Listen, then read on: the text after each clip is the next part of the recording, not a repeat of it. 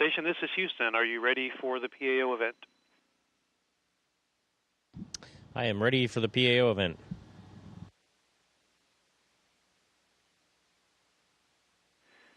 CBS is Face the Nation. This is Mission Control Houston. Please call station for a voice check.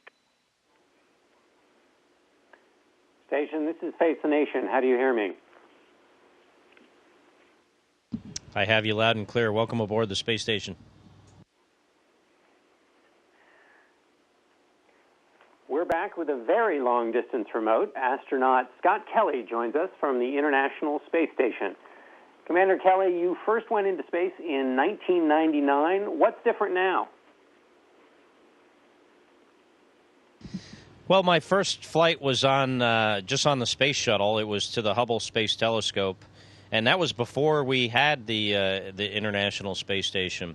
It wasn't a few years later before we launched the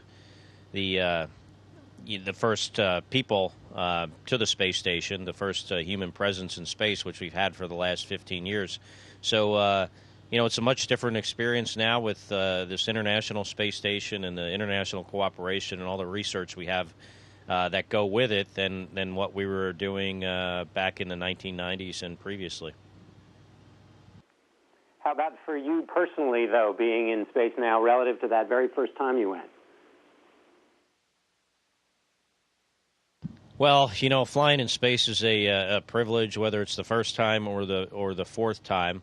But, obviously back then it was my first flight. It was 7 days long. And, since then I've flown 3 times previous or subsequently durations of, 13 days, 159 days. And now, this flight will be close to a year. So they've been getting larger and larger each time. And I think if I fly a 5th time, it'll have to be to Mars to get that kind of duration that'll be required to keep up the trend.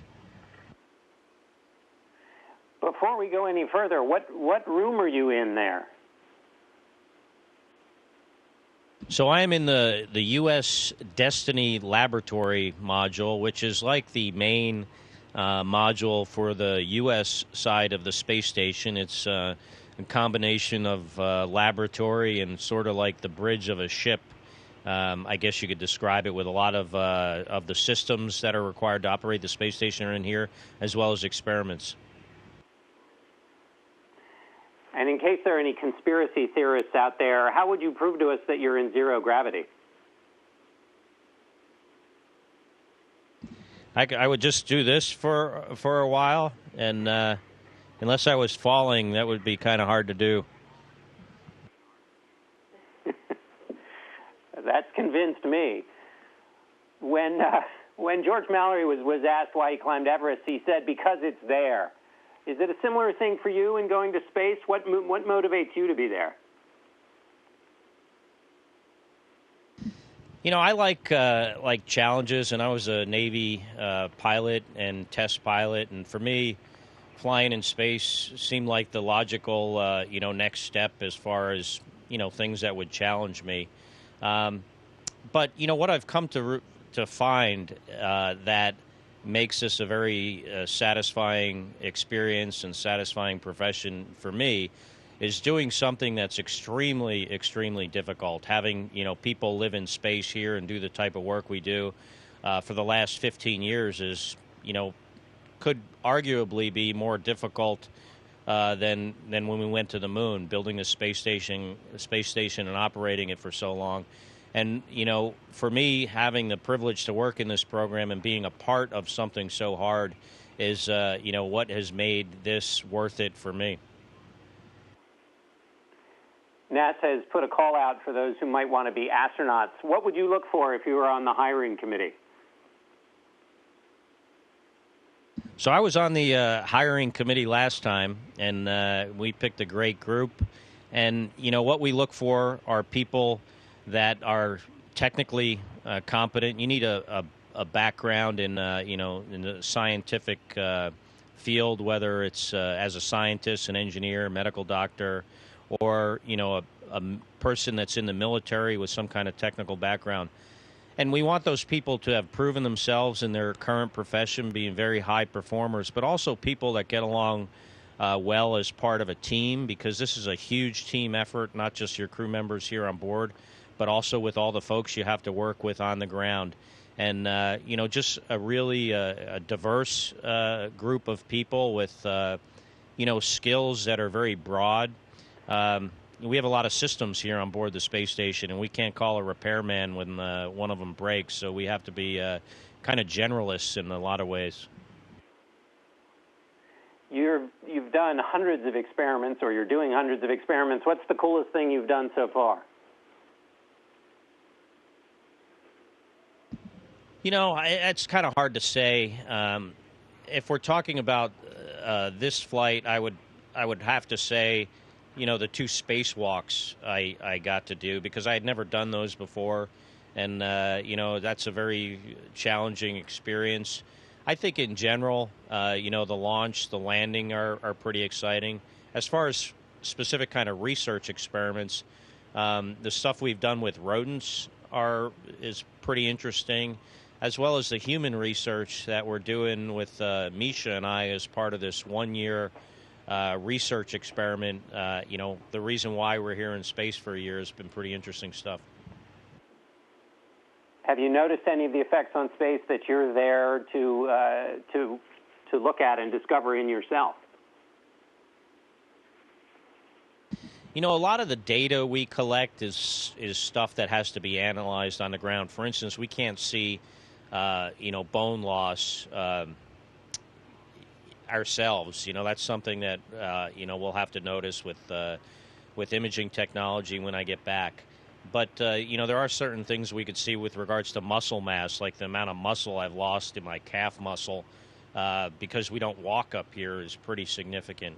Some effects on my vision initially, although those have kind of leveled off and have been pretty consistent with what I had on my last flight. But we're also looking at, the effects of this environment, the microgravity environment and the radiation environment on myself, on a genetic level, how my DNA is affected. And that's using my brother as a control subject on the ground. So some of the things we can see, I've seen some muscle loss. I've seen some muscle gain because of the amount of exercise we do. But some of it's stuff that we'll have to analyze once I get back on the ground. Is it still a thrill to look out the window? Yeah, it's, the Earth is a very beautiful place. It's, thrilling to look at. But like a lot of things, if you see it often, it's not as thrilling as the first time you've seen it, but it still never fails to impress. Have you been following the news from up there? I mean, have you watched, what do you think of the presidential campaign that's going on down here on Earth?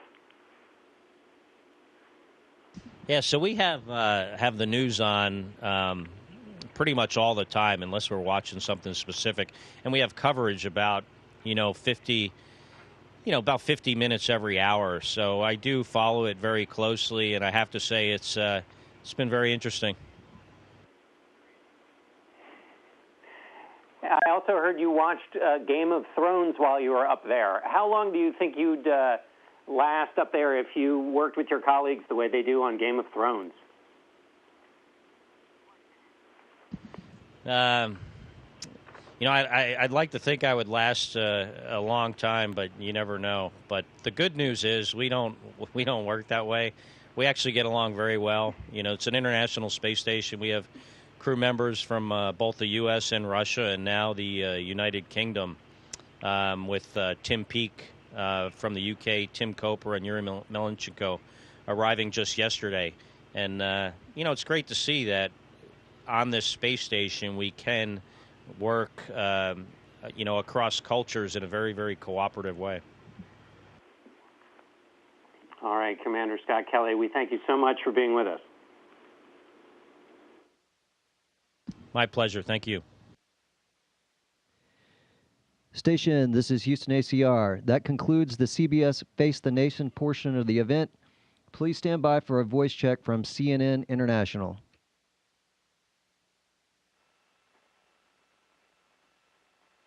Station, this is CNN. How do you hear me? We hear you loud and clear. Welcome aboard the space station. Well, it is a huge thrill for us to welcome you to our program and for me to be able to talk to you all the way out there in space. It's really exciting. But you're halfway through nearly a year-long mission. Is it ho-hum for you at this point, or is it still gee whiz? Scott Kelly. Yeah, Christiane, there are certain parts about it that at certain times I do kind of, take a step back and I realize, I'm living in space and doing, this work that I consider a privilege. But we've been up here now over 260 days. So, sometimes it, the daily routine is somewhat of a routine. But there are those moments that, impress me, and I'm sure Misha in a very profound way. Let me ask you, Mikhail, Kornienko, how does it feel to be up there so long? Nearly 6 months now. Михаил, можно задать вам вопрос тогда? Скажите, как вы себя ощущаете на борту? Вот какие ощущения? Ведь вы так долго уже пробыли в космосе, примерно уже 6 месяцев. Я пробовал примерно 9 месяцев. Actually, it's not 6, it's 9 months. So I'm feeling fine. Besides, my crew is just great, wonderful. All the crews that worked on board with me are great professionals. Of course, as any of us, I miss my family, my home. Можно сказать, что я But I can say that I am happy, excited, and very proud to be entrusted with this mission. Let me ask you both, as I love watching you float that microphone back and forth to each other. You are watching our planet with a view unlike anyone else in this universe right now. And you've just seen a climate deal reached in Paris, about 200 nations signing on. Were you surprised that it would happen? I know you lobbied for it. And what is, your take on the survival of our planet? Scott Kelly, first you. Well, a couple of things. I was surprised on the agreement because just to get that many people to agree to anything is pretty difficult. So, in that regard, it was, a historic event. And, hopefully it'll continue to be supported. I think it has to go back to, all the individual countries and still gain, their support. With regards to the planet, having this vantage point from space, you do see things like the thinness of the atmosphere that are alarming. I mean, it just looks very fragile. We can, see the effects of, our presence on Earth by looking out the window. There are certain areas of the globe that are almost constantly covered with pollution. We can see weather systems that don't normally occur in certain areas that we now see more commonly. So, I think it's something that's very important for the collective group of people that require this planet for them to survive. It's kind of funny. People say, we need to save the Earth. I think what we need to save is us because, the Earth is probably going to last a long time, but, we need the environment of the Earth to be able to sustain us, so we have to protect it. Good point. Let me ask you both. Obviously, your two nations, Russia and the United States and many others, cooperated on this agreement, but they are at loggerheads on so many other big issues today, whether it's Ukraine, whether it's Syria, whatever it might be. I'm just curious, does politics play any role up there, all those miles away in space? Разрешите мне задать вопрос для обоих. Дело в том, что вот мы наблюдали, как был подписан конференция по климату в Париже, соглашение это подписали по защите климата. Однако в то же время как Россия, так и Америка и другие страны работают вместе на борту. Скажите, а вот как вот политические вопросы, например, вот Украина, Сирия, влияют ли они на вот, скажем, экипаж как-либо? Есть ли споры между вами? Well, Christiane, so clearly it's something we're obviously aware of. I mean, we follow the news. It's not something we generally discuss between each other, although sometimes we do. What's most important to, Misha and I and our, Russian colleagues and them with us is that we have to rely on each other literally for our lives. And, not only are we great friends, but we are completely reliant on each other. If there's an emergency up here, that we have to take care of one another. And that's, for us, the most, important thing. And, we understand that there can be conflict at times between nations. And, I think one of the great things about this space station is we have demonstrated that, two cultures that are, somewhat different and then sometimes can be at odds with one another over certain things have demonstrated that they can work together in a very cooperative way. It's something very, very difficult for a long period of time. Ну, собственно, мне остается только присоединиться к словам. I can only join in and say that the international station is free of any politics.